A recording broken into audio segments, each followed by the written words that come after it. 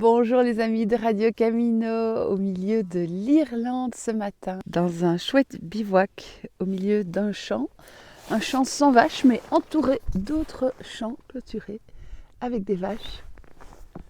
Ça fait un mois que je marche, dont plus de 2 semaines en Irlande. Je suis à peu près au milieu de l'Irlande et je la traverse du nord au sud en suivant un chemin qu'on appelle le Highland Way.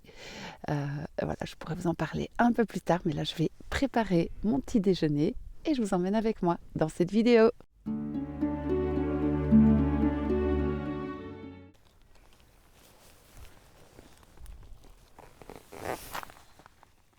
Chaque matin, c'est le petit rituel. Ranger le sac de couchage, replier le matelas, déplier la tente, préparer le petit déjeuner. Ah, le petit déjeuner porridge. Alors ici, ça chauffe. Ouais, pas encore tout à fait bouillant. Je vais vite préparer un bon porridge. Le petit café du matin. Voilà. Aujourd'hui, ce sera Nescafé. Une cuillère et demie.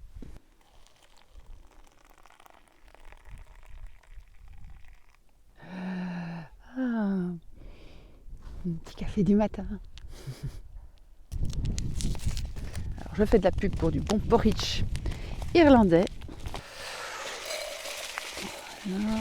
Ensuite, je verse l'eau chaude. Voilà. On va laisser un peu imprégner. Et puis, on va y rajouter plein de bonnes choses. Alors, ça, c'est mon petit mélange secret des noix, des raisins et des petits morceaux d'orange confite. Oh, c'est délicieux. Et puis grand luxe aujourd'hui, pommes et bananes au programme, mais je vais rajouter un peu d'eau et je vais le cuire en plus. Et là on va dire il y a quelqu'un qui te filme.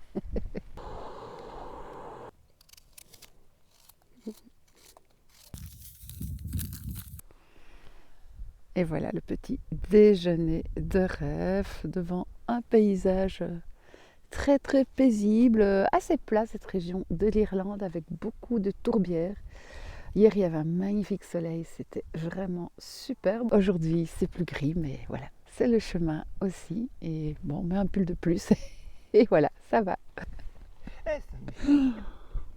Avec la cuillère en plus.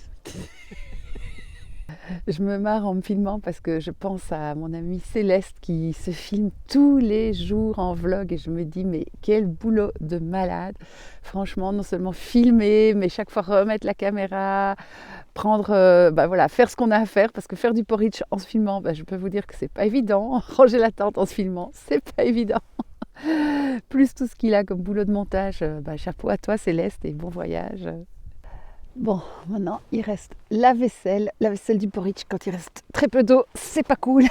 Et donc, je procrastine, je regarde mon itinéraire du jour. Alors aujourd'hui, à 10 km jusqu'à Aughrim, qui est la première ville depuis 3 jours, oui, où je vais refaire quelques courses. Souvent, c'est à la station-service.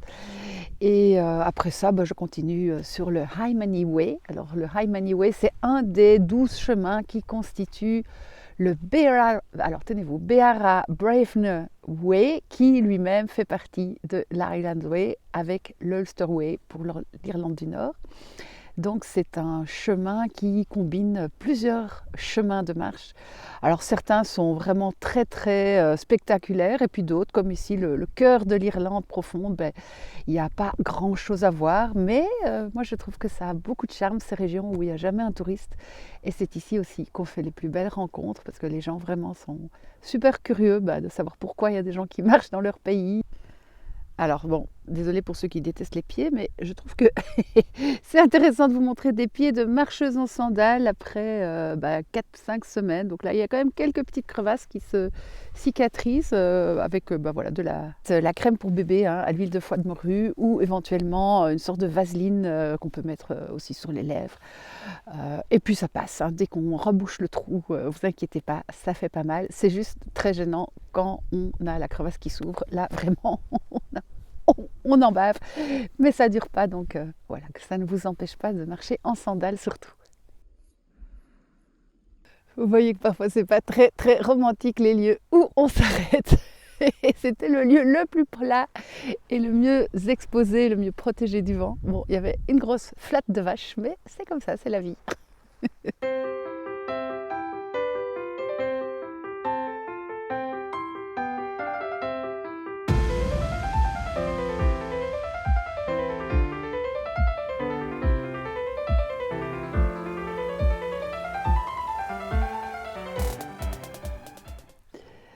Il est 10h, allez, tout est prêt, on peut quitter le camp. Pour quitter le champ, il faut passer une des très nombreuses échelles qu'on trouve ici en Irlande et également un fil électrique. Et voilà le paysage vraiment naturel de cette région. Et des champs pleins de fleurs aussi, alors je m'amuse beaucoup à identifier les fleurs au bord du chemin. Bon, surtout qu'en marchant vers le sud, la biodiversité augmente. Il y en a chaque jour des nouvelles espèces, donc c'est intéressant. Également les oiseaux, pas mal d'oiseaux que j'avais jamais vus. Le troglodyte mignon par exemple, beaucoup de chardonnerets. Bon, c'est un peu logique parce qu'il y a beaucoup de chardon. Et puis aussi pas mal d'animaux sauvages, des lièvres. Hier, il y avait 2 renards tout près de la tente. Et puis des cervidés, mais je ne sais pas si c'est des chevreuils, des daims ou des cerfs, parce que parfois c'est de loin qu'on les voit. Donc oui, il y a beaucoup de nature ici. L'Irlande est un pays finalement très peu peuplé, 4 fois moins peuplé que la Belgique. Et le centre de l'Irlande en particulier est très peu peuplé, il n'y a aucune ville, que des petits villages. Et c'est une région qui a été victime aussi de la famine de 1840, je pense, où l'Irlande a perdu 2 millions d'habitants de la famine, donc très très impressionnant quand même. Donc c'est l'époque aussi des grandes émigrations vers les États-Unis. Donc toute une histoire aussi autour de ce territoire qui n'est pas facile, qui n'est pas cultivable. En fait, il y a des champs, des prés, et puis c'est tout, mais pas de culture ici. Depuis le départ, j'ai vu 2 marcheurs, donc ça fait quand même 15 jours, 3 semaines que je marche. Donc c'est pour ça que les chemins sont en général pas du tout entretenus ou un peu entretenus, comme c'est le cas ici. Parfois, il faut vraiment marcher dans des hautes herbes. Certes, c'est un peu compliqué, mais moi je trouve que c'est magique, un chemin qu'on est presque le seul à parcourir et qui est bien balisé, bien pensé. Donc il est chouette ce chemin. Je précise quand même que c'est comme un chemin de longue traversée. Ce n'est pas tout le temps un enchantement. Il y a des morceaux de route, il y a des morceaux qui sont tout plats, qui sont tout droits. Et puis tout d'un coup, il y a des rencontres, il y a un petit bout de patrimoine incroyable comme un bout de monastère du 5e siècle, imaginez, au milieu d'un cimetière pas du tout mis en valeur. Un château en ruine, où tout d'un coup vous voyez des arbres absolument remarquables et vous apprenez que vous êtes dans le parc d'un ancien château. Donc c'est toujours des petites surprises, c'est pas spectaculaire. L'Irlande, c'est un pays qui se découvre pas à pas, mais c'est toujours beaucoup de douceur, beaucoup de gentillesse quand on croise des gens, et ça c'est quand même tout ça qu'on retient d'abord. Le climat, ça va en fait. Il pleut, et puis il fait sec. C'est pas l'Écosse où il fait tout le temps mouillé.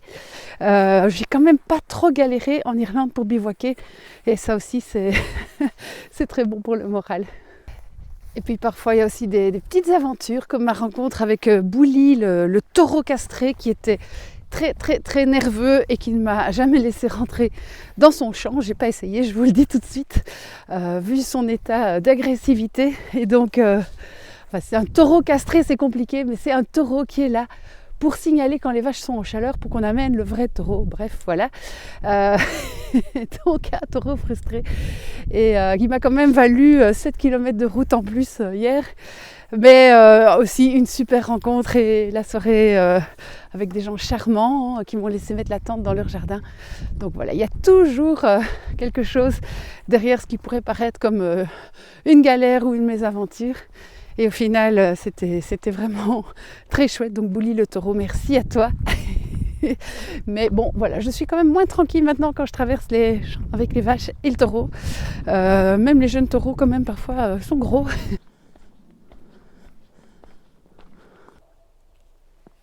une bonne surprise qui n'était pas sur ma carte au bord du chemin, un petit cimetière. Alors cimetière égale eau, et donc ça c'est vraiment utile, surtout que là j'étais complètement à court. Bon, d'un autre côté, mon sac n'a jamais été aussi léger, pas de nourriture et pas d'eau, ça change. Je crois qu'il doit faire 7-8 kilos. Par contre, avec la nourriture et l'eau, je ne vous dis pas, hein, surtout pour 2-3 jours, mais bon, voilà, on s'y fait. Et puis, je ne fais pas des énormes étapes non plus, 20-25 par jour maximum. Donc voilà, c'est raisonnable. Voilà, je profite de l'Irlande et je n'ai aucune hâte d'arriver au bout de mon chemin. Toujours des arbres magnifiques et des vaches, beaucoup de vaches, beaucoup plus de vaches que de moutons par ici. C'est le Kilgerrill Cemetery. Kilgerrill étant un hameau de probablement une ferme, mais il y a un cimetière. La question c'est, y aura-t-il de l'eau? Eh ben non, il n'y a pas d'eau. C'est pas grave, ça aura fait une chouette petite visite. Il y aura bien une maison sur le chemin. Alors hier c'était sympa parce que je voulais pas rentrer en ville. Ça faisait un détour de 2 km et donc j'ai sonné à une maison. Et la dame qui m'a ouvert, c'était une jeune marcheuse. Et du coup, elle m'a offert aussi la banane et la pomme que j'ai mangé ce matin dans mon porridge. Ça c'est vraiment hyper chouette. La générosité des gens comme ça. Ça faisait longtemps que j'avais plus vécu ça. Et c'est vraiment quelque chose de super avec l'Irlande, c'est la gentillesse des gens, vraiment. Et d'ailleurs, hier, c'est pas la seule belle rencontre que j'ai eue, puisque à midi, j'avais fait halte au bord d'une rivière, et je m'étais lavée, j'avais pu même faire la lessive parce qu'il faisait beau. Et vraiment, tout à la fin, quand j'allais repartir, il y a un vieux monsieur qui arrive, un monsieur tout beau, tout fin, comme ça, de visage. Et puis, il dit « Ah, backpacker !» Et puis, il commence à m'expliquer qu'à 17 ans, donc ça doit faire il y a plus de 60 ans, il avait été en autostop jusque Paris. Et puis, il m'explique qu'il habite une vieille maison, en fait, un vieux château, dans le coin, et que je pouvais venir. Et puis, bon... Voilà, et puis je regarde ses photos et voilà, je m'intéresse, il s'intéresse. Et avant de partir, il va dans sa voiture et il me tend un billet de 50 €.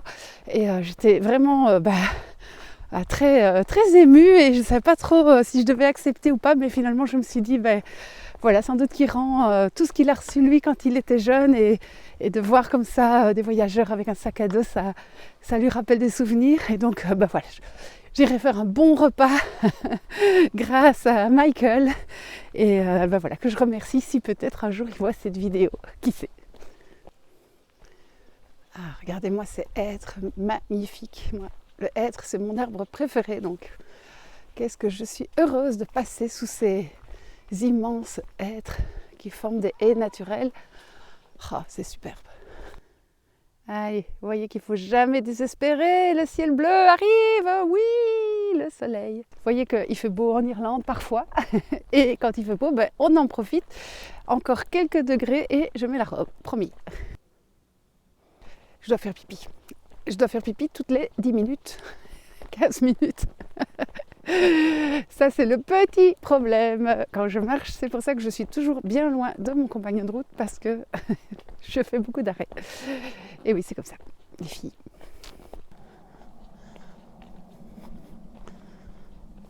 L'avantage de ce chemin, c'est que vous pouvez faire pipi absolument partout. Vous ne risquez pas d'être dérangé par d'autres marcheurs, ni des VTT, ni des voitures qui passent. Il n'y a vraiment personne. C'est la tranquillité totale. Et pareil, si vous voulez prendre un petit bain de rivière, bon, malheureusement, je n'ai encore pris que 2 bains en presque 3 semaines. Pourquoi? Parce que les rivières ne sont pas terribles. Alors j'attends de retrouver la rivière Shannon, où je m'étais baignée presque dans la source. Mais voilà, elles sont en général un peu polluées parce que ici, il n'y a pas beaucoup de relief, donc pas beaucoup de courant et beaucoup de culture. Donc voilà, c'est QFD, l'eau des rivières est un peu polluée malgré tout. Des moutons tout pelés. Mais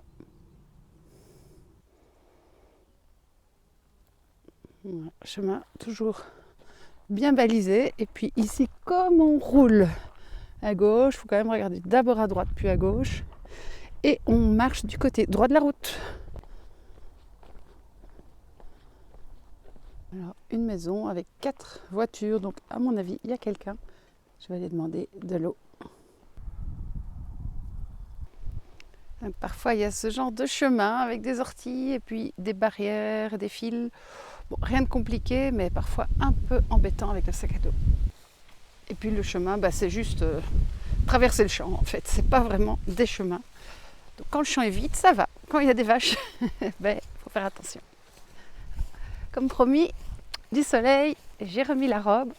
Alors c'est que le 3e jour que je mets cette robe en un mois de voyage, donc j'en profite dès qu'il y a un petit peu de beau temps. Bon, j'espère que l'été va arriver, on est le 16 juillet quand même. Hein. Donc il serait temps parce que j'ai eu super froid au début de ce voyage en Irlande.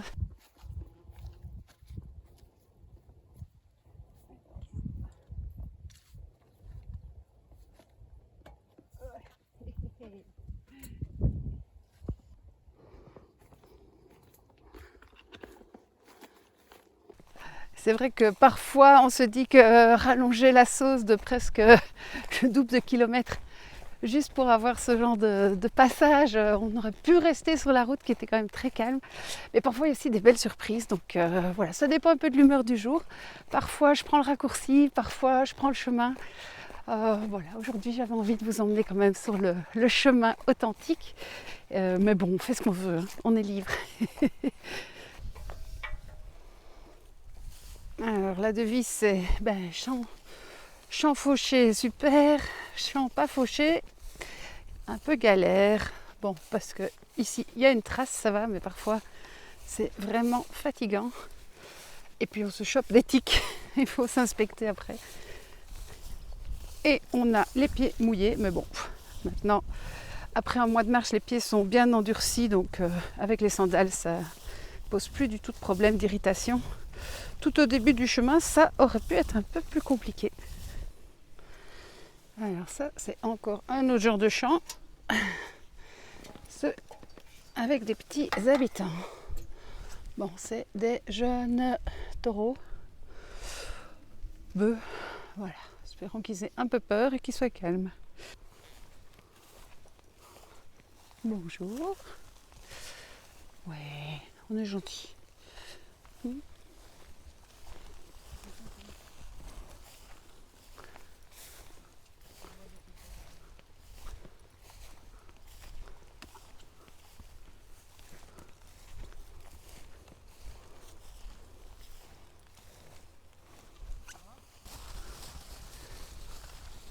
C'est assez curieux et assez peureux, mais c'est quand même gros. Hein.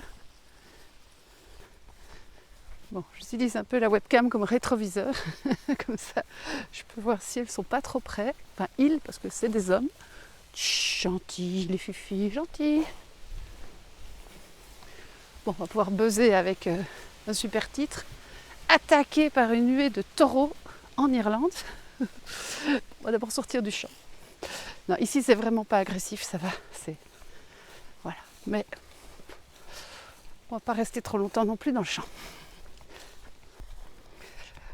Les fermiers savent bien que le chemin traverse leur champ puisqu'il est bien balisé, il y a les petites échelles à l'entrée, à la sortie du champ, donc j'imagine que normalement ils ne mettent pas des animaux agressifs. Mais bon, depuis que j'ai rencontré Bouli, je me méfie quand même. Bon, voilà, hors du champ. Alors je pense que le mieux à faire dans ce cas-ci, c'est de longer la haie pour qu'on se fonde un maximum dans le paysage. Parce que bon, ce ne sont pas des animaux agressifs, mais ce sont des animaux un peu bêtes et surtout très peureux. Et donc s'ils se mettent à courir ensemble, il vaut mieux pas être au milieu du champ. Voilà. Si vous avez un copain agriculteur, avant de partir en Irlande, demandez-lui des conseils pour traverser les prés avec des bovins.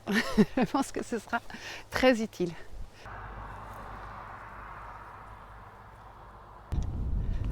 Devant toutes les maisons en Irlande, enfin en tout cas dans le comté de Galway, vous aurez ces drapeaux. C'est parce qu'il y a en ce moment la demi-finale et la finale de la coupe de football irlandais qui se joue avec les mains. Rien à voir avec le soccer inventé par les Anglais, Burke et de ici, l'UEFA, tout ça, ça les intéresse pas. Mais par contre, ils sont hyper fans de leur football, qui est un football amateurs et dont les clubs sont répartis par comté. Et donc ça leur permet d'appartenir à leur comté, à leur clan, ce qui est très irlandais. On retrouve ça aussi dans leur autre sport national qui est le hurling. C'est une espèce de sport avec une batte en bois. Ils sont casqués, ils ont une petite balle et bon, ça a l'air d'être un sport un peu dangereux et assez difficile. Et ça, tous les petits jeunes ici, ils ont dans leur jardin la raquette et les gaules pour s'exercer au hurling. Suite du chemin, on quitte la route et la petite échelle, bien sûr. Un petit pic, les petits murs en pierre, les anciennes fermes en ruine. Voilà, c'est l'Irlande vraiment profonde ici. Petite mare, mais bon, pas terrible pour aller se baigner. En fait, c'est une rivière. Il y aurait eu moyen, mais bon, ça va. Alors, il y a aussi la version barrière. Ça, c'est beaucoup plus facile une fois qu'on a compris le système. Et là, on passe dans le territoire des biquettes.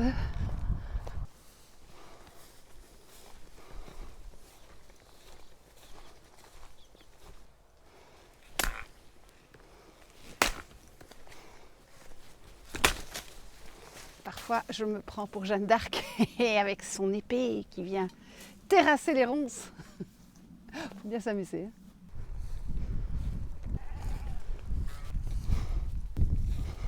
Bon, ce qui est bien avec les moutons, c'est qu'il n'y a pas de danger. Voilà. Ils ont assez peur en général, la maman avec ses deux petits. Bon, et avec ça, il faut trouver le chemin. Bon, à Pouf, c'est tout droit. Bon, visiblement, il n'y avait pas de sortie du champ, donc demi-tour. Oh, c'est un peu l'aventure, oui. Il faut revenir en arrière. Voilà, la sortie est là, mais le problème, c'est qu'elle est dans un champ d'ortie et en jupe, bof, pas cool ça. Ah. Bon, allez, courage, il paraît que c'est bon pour les rhumatismes. Eh oui, la dure vie de pèlerin, donc revoilà mon champ dans l'autre sens, mais bon, maintenant je suis sur une route. Finalement, c'est pas plus mal la route. Comme vous savez, je suis une gourmande. Alors, les petites framboises sauvages au bord du chemin, ça c'est cadeau. Il n'y avait pas ça dans le nord de l'Irlande, mais ça commence maintenant. Il y a de plus en plus de fruits. Je vais tout manger. Voilà, j'arrive dans la petite ville, tout gros village de Aughrim. Et ce qui est bien dans ces petits villages, c'est qu'il y a toujours au moins une épicerie, que ce soit vraiment un magasin ou la pompe à essence, ou parfois même au pub, on peut se ravitailler, je n'ai encore jamais fait. Donc ça, c'est vraiment pratique. Et puis, il y a aussi toujours une église avec des toilettes. Ah, miracle! Il y a seulement une porte ouverte. Ah, merci à cette église et à sa salle de bain de grand luxe, super accueillante. J'ai pu faire un brin de toilette, ça faisait du bien. Également un peu de lessive et de vaisselle, et puis même une petite prière. Saint-Patrick et Sainte-Brigitte.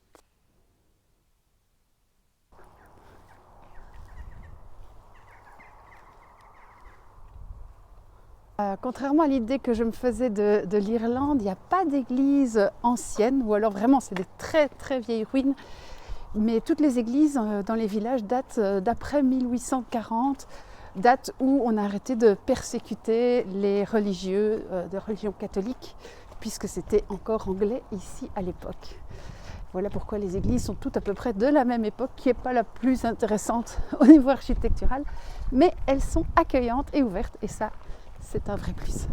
Petite table de pique-nique avec un parc, un panneau à propos de la route que je suis en train de suivre et de la suite du parcours à partir d'Aughrim.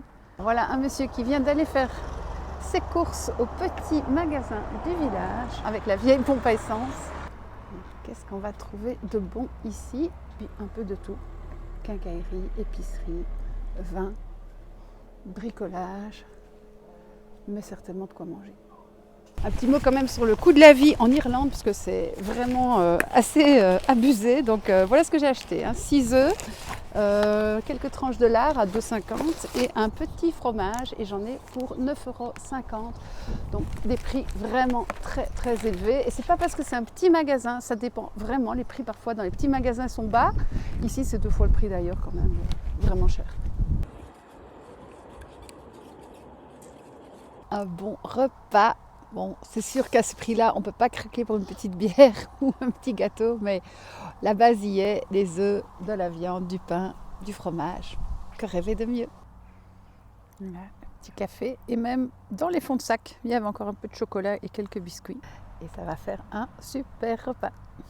C'est reparti en direction de Portumna, ça c'est la grosse ville qui se trouve à environ 55 km à pied d'ici. Bon, il faut d'abord que je trouve un magasin. Je vais voir s'il n'y en a pas un autre dans le village. À mon avis, celui-ci sera moins mort cher que l'autre. En tout cas, il y a intérêt. Vu que c'est le dernier avant 50 km.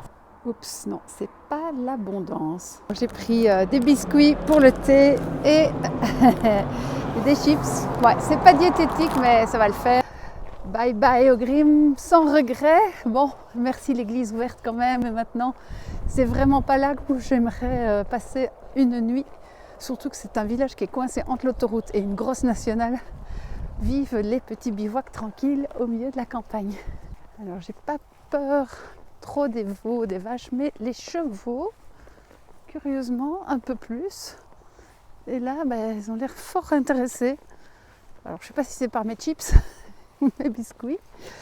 Et je vais bientôt sortir du champ parce que j'aime pas trop ça.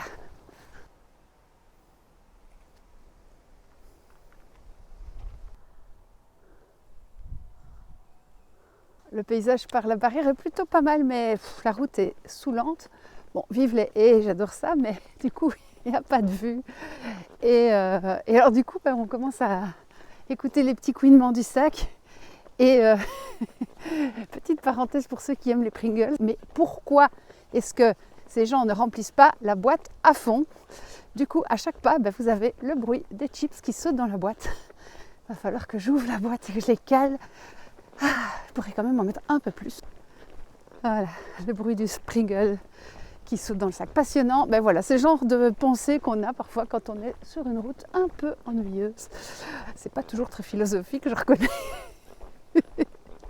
Alors ici, on vous raconte la marche épique de Monsieur O'Sullivan, parti du sud de l'Irlande avec 1000 personnes en 1602 et ils devaient arriver au château de Leitrim et quand ils sont arrivés, en gros, ils étaient tous morts sauf 35 d'entre eux.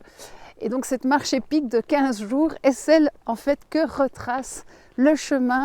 Mais donc c'est pour ça que la plupart des marcheurs font la marche dans le même sens que les armées de O'Sullivan et non pas dans le sens inverse comme c'est mon cas. Bon, c'est vrai que cette route est vraiment déprimante parce que ça n'en finit pas et il n'y a vraiment aucun intérêt particulier. Alors c'est pas grave, hein, c'est le chemin, mais dans ce cas-là, parfois on a besoin d'une petite pause. Alors comme il n'y a rien de soleil, j'en profite et puis ce sera la pause pour le thé, parce que 5 o'clock tea. Ça c'est mon petit carnet de voyage où voilà, je raconte un petit peu le quotidien. C'est déjà le tome 2, hein, voilà. Écosse, ici. Il y avait un peu plus d'illustrations en Écosse. Bon, de la nourriture. Voilà. Le voyage qui a commencé le 14 juin, donc ça fait un peu plus d'un mois que je suis en route. C'était une très bonne pause, assez longue puisqu'il est passé 7 heures maintenant. Bon, je n'ai pas été me baigner, j'avoue, pas le courage. Il commence à y avoir un tout petit peu de relief. Ce sont des espèces de moraines laissées par les glaciers, apparemment. Et c'est tout de suite un paysage plus amusant à parcourir que le plat. Même si je viens du plat pays, j'aime pas ça, le plat.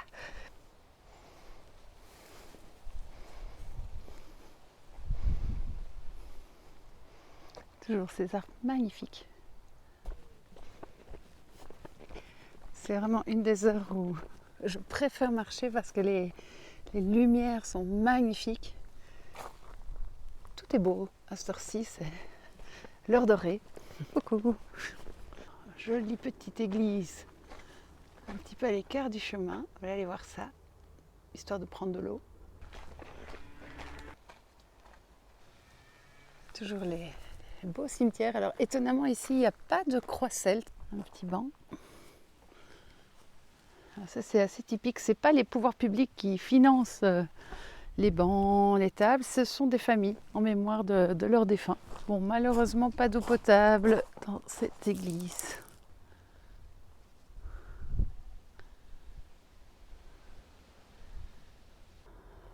Un magnifique orchis. Et celui-là, je ne le connaissais pas. Et là maintenant, il est 20h20. Bon, c'est l'heure de chercher un bivouac. Et alors, je ne sais pas si vous voyez, mais là, à l'horizon, il y a les ruines d'une très vieille abbaye. C'est un prieuré augustinien. Ça me plairait pas mal d'être à proximité de ce site-là.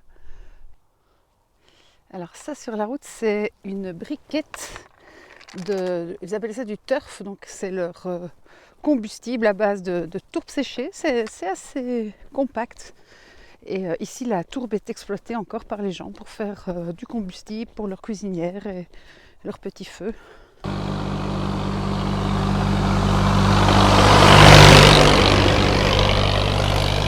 Après maints détours, le chemin est enfin arrivé dans la tourbière. Enfin, je dis enfin, mais c'est pas vraiment l'idéal pour le bivouac. Ce sont des marécages. Donc je vais avancer un petit peu. J'espère quand même trouver avant 9h parce que mine de rien, les jours sont un peu plus courts maintenant et j'ai envie de préparer un bon repas. J'ai faim. Voilà les immenses marécages.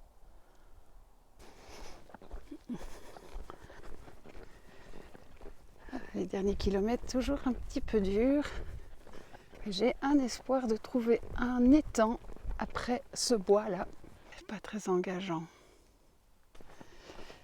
Non, je ne pense pas que l'accès soit vraiment fort encouragé par ici. Zut. Et oui, c'est la vie de bivouac. Et on ne trouve pas toujours le spot qu'il faut au moment où il faut. Donc, retour à la case départ et c'est reparti pour des longues lignes droites dans le marais.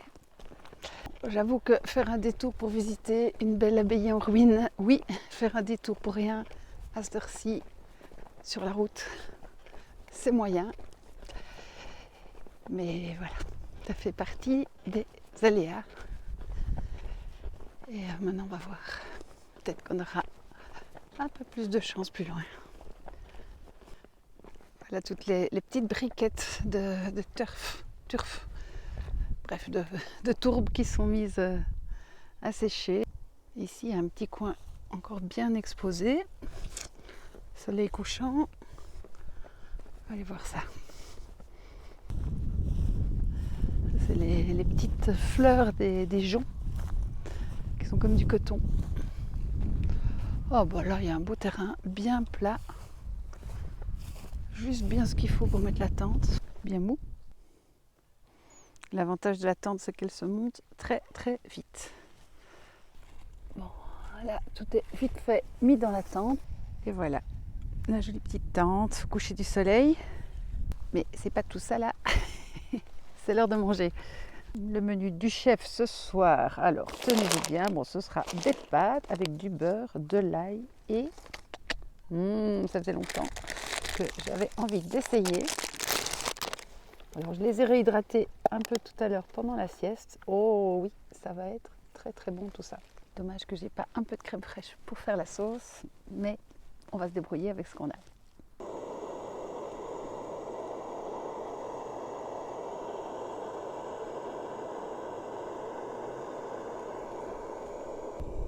Remarquez le tout grand luxe, j'ai la serviette assortie au plat. Ça faut le faire quand même, hein, en bivouac. Et la petite gousse d'ail frais. Une petite crème de Bollé en entrée et puis pâte au cèpe et à l'ail. Ça va être bon. Elle est pas belle la vie en bivouac? C'est sur ce festin gastronomique que vous ne trouverez pas en lyophilisé, je précise, que cette magnifique journée s'achève sur le Highland Way. J'espère que ça vous a plu de marcher avec moi dans cette traversée de l'Irlande et je vous dis à bientôt pour d'autres vidéos. Ciao!